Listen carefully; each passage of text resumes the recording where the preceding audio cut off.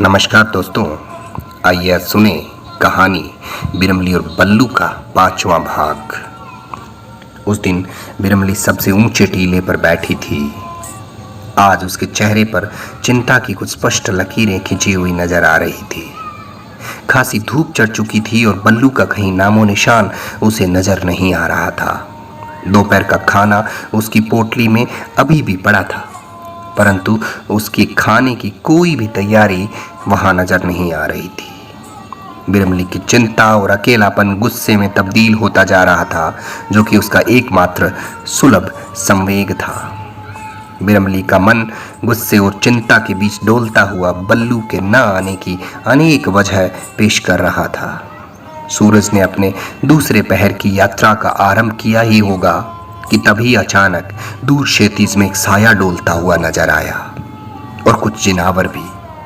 जिनावर तो अपनी जानी पहचानी जगह देखकर सर पटाकर बिरमली के जिनावरों के साथ चढ़ने लगे, और उधर बिरमली बल्लू के देरी से आने पर प्रतिक्रिया देने या न देने को लेकर स्वविमर्श कर रही थी। लेकिन वो साया दो बड़े टीलों के बीच पसरी पड़ाल में कहीं ऐसा गुम हुआ कि आधा घंटा बीत जाने पर भी सामने वाले टीले पर दृष्टिगोचर नहीं हुआ, जहां बिरमली के हिसाब से उसे 5 मिनट में होना चाहिए था। कि तो ढीलो आदमी है वो। बिरमली बड़बड़ाते हुए पड़ाल की तरफ आगे बढ़ी। तभी बल्लू कूमठे के पीछे से प्रकट हुआ और कूमठे की छांव में आकर निढाल हो गया। उसकी आंख के ऊपर से रक्त बहकर खद्दर के कुर्ते पर यत्र तत्र फैल चुका था। चद्दर और कुर्ता जगह जगह से फटा हुआ था। बल्लू के जमीन पर पसरते ही आसपास की मिट्टी को लाल होते देखा तो बिरमली ने अपना आपा खो दिया। उसे यह सुध न रही कि बल्लू से उसका क्या और कितना रिश्ता है। भागकर बल्लू के चेहरे को अपने हाथों में थाम लिया और अपने माथे पर बंधे ओढ़ने को खोलकर बड़ी ही बेतरतीबी से उसके सिर पर बांध दिया। बदहवास बिरमली बल्लू को छागड़े से पानी के छींटे देकर तथा उसके होश छोड़ते बदन को हिला हिलाकर बलजी ओ बलजी, बलजी ओ बलजी कह कहकर रूंधे गले से पुकारे जा रही थी।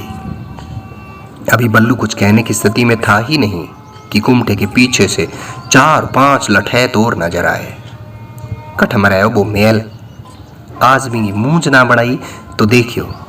आगे बढ़ते हुए उन 5 में से कोई एक बोला।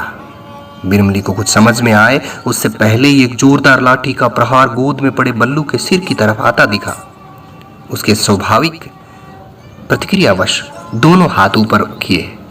उठलठ का प्रहार इतना तेज था कि हाथों द्वारा रोके जाने के बावजूद भी माथे के बीचों बीच ऐसा लगा कि बिरमली की मांग से रक्त की धारा उसके चेहरे से बहती हुई बल्लू के रक्त के साथ जा मिलने लगी। बिरमली ने अपनी आंखों के सामने छाते अंधेरे में ही पास पड़ी डांग को तिरछा चलाया तो सीधा हमलावर के टखने पर ऐसा जाकर लगा और वह वहां से ऐसे हटा मानो गर्म तवे पर उसका पैर टिक गया हो। बिरमली का अगला प्रहार दूसरे हमलावर के कान पर लगा, जो उसके कान को चीरता हुआ निकल गया। हमलावरों को चंडी बनकर चुकी बिरमली की शक्ल को देखा, जो कि खा जाने वाली निगाहों से घूरती हुई खड़ी हो चुकी थी। खून से सनी बिरमली में गुस्से में और भी भयानक लग रही थी। हमलावरों को कुछ समझ में आए उससे पहले ही दोनों हाथों का संपूर्ण बल लगाते हुए एक सूट कनफटिए हमलावर के कंधे पर लगा और वह दर्द से बिलबिला उठा। हमलावरों ने स्थिति को नियंत्रणहीन और भयावह होते देख वहां से पलायन करने की सोची। पड़ाल से सरपट ऐसे गायब हो गए मानो वहां कोई था ही नहीं। थारो सत्यानाश जय थारो डाक्यों, अब बाजो किया हो। असल माँ को दूध पियड़ है तो एक सामी पग रो पर बताओ। बिरमली अगली 5-6 मिनट तक अकेली ही बकती रही, पर कोई जवाब देने वाला वहां बचा ही नहीं था। गुस्से, पीड़ा और आक्रोश से थर थर कांपती बिरमली ने एक बार फिर से बल्लू के चेहरे को अपनी गोद में रखकर थोड़ा थोड़ा पानी उसके होठों से लगाती हुई बार बार बलजी ओ बलजी पुकारने लगी। और बल्लू के शरीर को एकदम शांत देखा तो अचानक बिरमली के भीतर उठा भावात्मक ज्वालामुखी फूट पड़ा और वह दहाड़े मार मार कर रोने लगी। उसका रुदन इतना जोरदार था कि आसपास खड़े जिनावर एक बार की चरना छोड़कर उधर देखने लगे।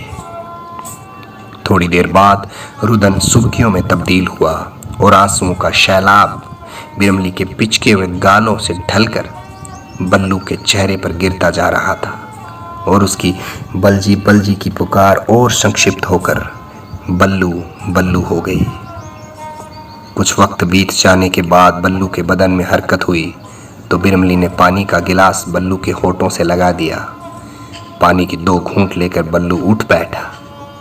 वह कभी तो अपनी विभत्स हालत को देखे जा रहा था और कभी बिरमली के फटे सर और उसके रुदन को।